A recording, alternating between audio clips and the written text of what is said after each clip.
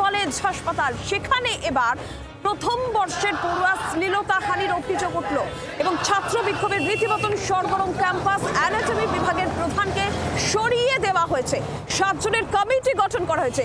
আরো ডিটেল দেবেন অয়ন শর্মা, রয়েছেন টেলিফোন লাইনে প্রতিনিধি। অয়ন, কি অভিযোগ, কি ঘটেছে, হাসপাতাল কর্তৃপক্ষের বা কি বক্তব্য?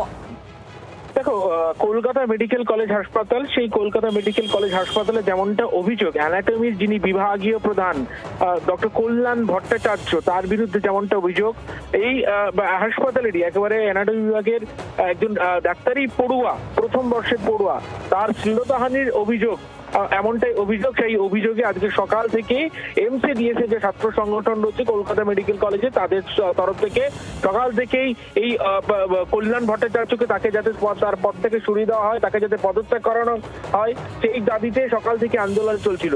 অবশেষে কিন্তু এই ডাক্তারি পড়ুয়াদের দাবি মেনে যেমনটা কলকাতা মেডিকেল কলেজ কর্তৃপক্ষের তরফ থেকে সিদ্ধান্ত নেওয়া হয়েছে যে কল্যাণ ভট্টাচার্য অ্যানাটমি বিভাগীয় প্রধান, তাকে তার পদত্যাগ করতে বলা হয়েছে এবং তাকে তার পদ থেকে সরিয়ে দেওয়া হয়েছে। তার জায়গায় দায়িত্বে এসেছেন মৈত্রী মণ্ডল, ডক্টর মৈত্রী মণ্ডলকে অ্যানাটমি বিভাগীয় প্রধানের দায়িত্ব দেওয়া হয়েছে এবং 7 জনের একটি কমিটি তৈরি করে দিয়েছেন প্রিন্সিপাল।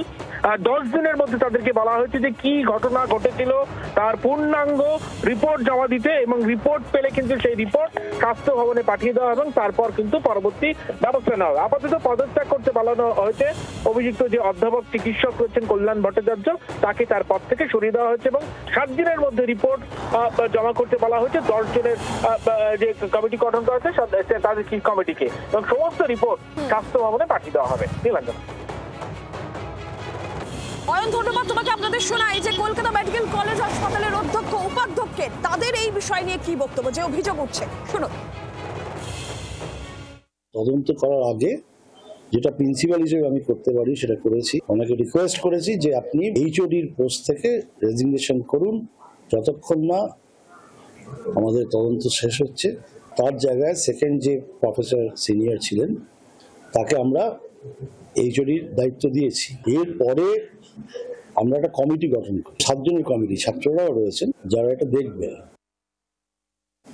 এখানে তো লোকে পঠন পাঠন এবং পরিষেবা পাওয়ার জন্য আসে, ফলে তার যতটা সম্ভব পারা গেছে। স্যার বললেন, হেড স্যার রেজিগনেশন দিয়েছেন। আমার আরেকজন কলিগ তিনিও দুঃখ প্রকাশ করেছেন। একজন ছাত্র সে অপোজ করেছে, বিরোধিতা করেছে যে না, সেরকম করেন। স্যার যেরকম কমিটি বানিয়ে দিয়েছেন, সেই কমিটি যত তাড়াতাড়ি সম্ভব যদি কোনো এভিডেন্স পাওয়া যায় সেগুলোকে কোলেক্ট করে হায়ার স্যার দেখবেন, তার সাথে হায়ার অথরিটির অ্যাডভাইস নিতে হবে। বাংলার আওয়াজ, বাঙালির আবেগ, জি 24 ঘন্টা।